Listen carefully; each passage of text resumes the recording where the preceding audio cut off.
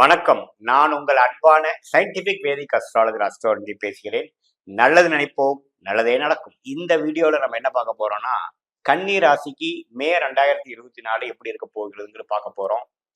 இப்போ பார்த்தீங்கன்னா, அதுக்கு முன்னாடி நம்மளுடைய சேனல் ஃபர்ஸ்ட் டைம் வரவங்க கண்டிப்பா சப்ஸ்கிரைப் பண்ணிக்கங்க. உங்களுக்கு பிடித்த வீடியோஸ் ஃப்ரெண்ட்ஸ் அண்ட் ரிலேட்டிவ்ஸ்க்கு ஷேர் பண்ணுங்க.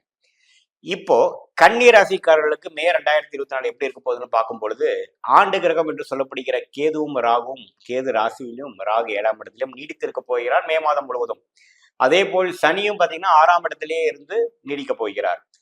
குரு பார்த்தீங்கன்னா இதுவரை உங்களுக்கு அஷ்டமத்தில் இருந்து எந்த விதத்திலையும் பெரிய ஒரு பலன் கொடுக்க முடியாத நிலையில் இருந்த குரு 9ஆம் இடம் என்று சொல்லப்படுகிற பாக்கியஸ்தானத்தில் வருவது ஒரு அருமையான ஒரு மாற்றத்தை வாழ்க்கையில கொடுக்க போகுதுங்க. உங்களுடைய ராசி 5ஆம் பார்வையா பார்க்க போறார். நிறைய ஹோப் வரப்போகிறது. பிளான்ஸ் எக்ஸிக்யூட் பண்ணக்கூடிய அளவுக்கு நிறைய யுக்திகள் வரப்போகிறது. மாணவர்களுக்கு ஒரு கான்ஃபிடன்ஸ் வரப்போகிறது. தொழிலதிபர்களுக்கு ஒரு மிகப்பெரிய ஆம்பிஷன் வரப்போகிறது.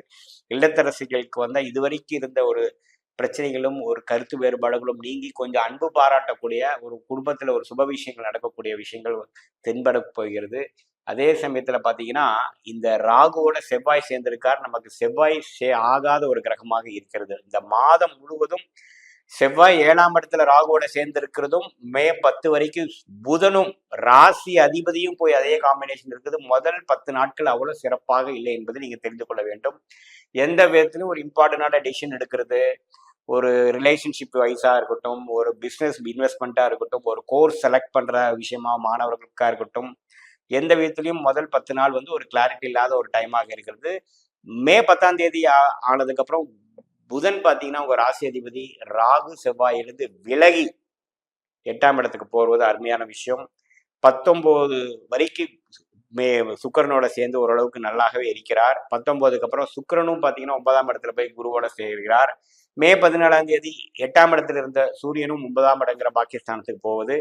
ஸோ இதுல இருந்து என்ன தெரியுதுன்னா, செகண்ட் ஹாஃப் ஆஃப் மே பரிபூர்ணமாக ஒரு நல்ல ஒரு குரு பயிற்சியோட பலனை அனுபவிக்கக்கூடிய ஒரு நல்ல ஒரு செகண்ட் ஹாஃபாக இருக்கிறது. முதல் ஹாஃப் பார்த்தீங்கன்னா ரொம்ப கேர்ஃபுல்லாகவும் அந்த குரு பயிற்சியோட பலனை ஃபீல் பண்ண முடியாத ஒரு பலனாக தான் இருக்கிறது. ஏன்னா உங்கள் ராசி அதிபதி சேரக்கூடாத செவ்வாயோடும் ராகுவோடும் சேரும் மிகவும் நீச்சப்பட்டு பலவீனமாக இருக்கிறார். இந்த நேரத்தில் எடுக்கக்கூடிய முடிவு பிற்காலத்தில் வருத்தப்படக்கூடிய ஒரு விஷயமா இருக்கும். அதனால பார்த்தீங்கன்னா ஏதோ உங்களுக்கு வரன் வருகிறது, ஒரு முடிவு எடுக்கணும், ஆன்சர் பண்ண சொல்றாங்கன்னா எதுவுமே மே 15க்கு மேல பண்ணுங்க.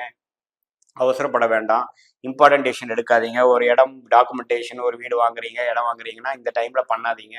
கொஞ்சம் கேர்ஃபுல்லா அந்த டைம் முடிஞ்சதுக்கு அப்புறம் மே 15க்கு அப்புறம் பண்ணக்கூடியது மிகவும் நன்று. பொதுவாக பார்த்தீங்கன்னா உங்களுக்கு இந்த சில பேரை இந்த 10 நாள்ல பாக்குறீங்க அப்படின்னா உடனே சில கமிட்மெண்ட் கொடுத்துடாதீங்க, ப்ராமிஸ் கொடுத்துடாதீங்க. அது ஃபியூச்சர்ல வில்லங்கமா போகக்கூடிய அமைப்பு உண்டு. ஸோ முதல் ஒரு 10 நாள் ரொம்ப கேர்ஃபுல்லா இருக்கக்கூடிய ஒரு டைமும், அதுக்கப்புறமும் பார்த்தீங்கன்னா கொஞ்சம் முதல் எடுத்த முடிவுகளை எக்ஸிக்யூட் பண்ற மாதிரியே இருக்குமே ஒழிய புதுசா முடிவு எடுக்க முடியாது. என்னதான் இருந்தாலும் ராகும் செவ்வாயும் 7ஆம் இடத்திலிருந்து ராசியை பார்க்கிறாருங்கிறது நீங்க மறந்துடக்கூடாது. ஸோ பொதுவா பார்த்தீங்கன்னா இந்த மாதம் கன்னிராசிக்காரர்களுக்கு ஓரளவுக்கு விழிப்புணர்வோடே இருக்க வேண்டியதாகவும், நம்மளோட யாரை நம்ம மீட் பண்றோம், கஸ்டமரா இருக்கட்டும், கிளைண்ட்ஸா இருக்கட்டும், நண்பர்களா இருக்கட்டும், கொலீக்ஸா இருக்கட்டும், எல்லாத்துக்கிட்டையும் கொஞ்சம் கேர்ஃபுல்லாகவும் அவங்களுடைய பேக்ரவுண்ட் தெரிஞ்சு பழகக்கூடியவங்களாகவும் நீங்க பார்த்துக்கணும். திடீர்னு போய் ஒரு அந்நியர்கிட்ட போய் நம்ம ஒரு கமிட்மெண்ட்டோ ஏதோ பண்ணீங்கன்னா பிற்காலத்தில் அது பேக் ஃபயர் ஆகக்கூடிய அமைப்பு உண்டு. ஏன்னா செவ்வாய் ராகு சேருவது ஒரு நல்ல காம்பினேஷன். அது 7ஆம் இடம் என்று சொல்லப்படுகிற பங்குதாரர், நண்பர், வாழ்க்கை துணைங்கிற பாவத்துல சேர்றப்போ பார்த்தீங்கன்னா உங்களுடைய ஒய்ஃப், வாழ்க்கை துணை, ஹஸ்பண்டா, பெண்ணா இருந்தா ஹஸ்பண்ட், ஆணா இருந்தா பெண்கிட்ட பார்த்து பேசுங்க, புரிந்து பேசுங்க.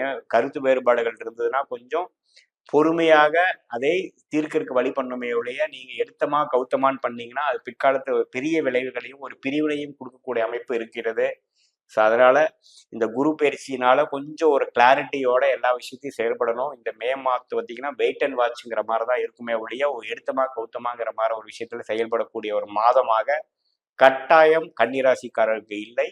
பட் அடுத்து வரக்கூடிய மாதங்கள் குரு பயிற்சியின் பலன்களை பெறக்கூடிய ஒரு அருமையான ஒரு காலகட்டமாக இருக்கும் என்பதில் சந்தேகம் இல்லை. இப்ப பாத்தீங்கன்னா இதுவரைக்கும் நம்ம பார்த்துட்டு இருந்த பலன்லாம் பொது பலன்கள். அதாவது கோச்சாரத்துல ஆண்டு கிரகமாகிய ராகு, கேது, குரு, சனி எப்படி இருக்கிறாங்கன்னு பொறுத்தும், மாத கிரகங்கள் என்று சொல்லப்படுகிற சுக்கிரன், புதன், செவ்வாய், இது மாதிரி கிரகங்கள் சூரியன்ல எப்படி இருக்கிறாங்கிற பொறுத்து தான் நம்ம கோச்சாரத்துல பலன் எடுக்கிறோம். பட் உண்மையான விஷயம் பார்த்தீங்கன்னா, உங்களுடைய ஜென்ம ஜாதகத்துல உங்களுக்கு கிரகங்கள் எப்படி இருக்குது, நீங்க என்ன லக்னம், எந்த சாரத்துல எந்த நட்சத்திரத்துல ஒரு கிரகம் இருக்குது, ஆட்சி உச்சங்கள் எப்படி இருக்கிறது, தசாபுக்திகள் எப்படி போயிட்டு இருக்குது, இப்போ கரண்ட்ல என்ன தசாபுக்திகள் நடப்புல இருக்குதுங்கிற பொறுத்து தான் துல்லியமான பலன்கள் எடுத்து இந்த கோச்சார பலன்களும் இந்த தசாபுக்திகளும் மிக்ஸ் பண்ணி பார்க்கணும்.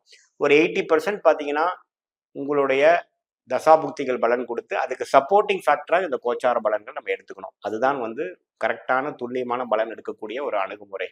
ஸோ நம்ம எதுக்கு இது பார்க்குறோம் அப்படின்னு பார்த்தீங்கன்னா, பொதுவாக இப்போ இருக்கக்கூடிய இந்த மாத காலத்துக்கு எப்படி உங்களோட அமைப்புகள் இருக்கு, சாதகமாக இருக்கிறதா, சாதகம் இல்லாமல் இருக்கிறதான்னு பார்க்குறோம். உங்களுக்கு சாதகமான தசாபுக்திகள் போகிறப்போ நல்ல பலன்கள், நான் சொல்லக்கூடிய பலன்கள் கொஞ்சம் தூக்கலாகவும், சாதகமற்ற தசாபுக்திகள் போகும்பொழுது நான் சொன்ன சாதகமற்ற பலன்கள் கொஞ்சம் அதிகமாகவும், சாதகமான பலன்கள் குறைவாகவும் இருக்கும் என்பதை நீங்கள் அறிந்து கொள்ள வேண்டும். மீண்டும் மற்றொரு காணொளியில் சந்திப்போம். நன்றி, வணக்கம்.